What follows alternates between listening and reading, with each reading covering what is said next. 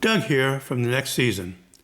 As 2025 comes to a close, I wanted to take some time to thank all of you for your support, and especially my customers and clients who either purchased furniture or entrusted me to refinish their furniture.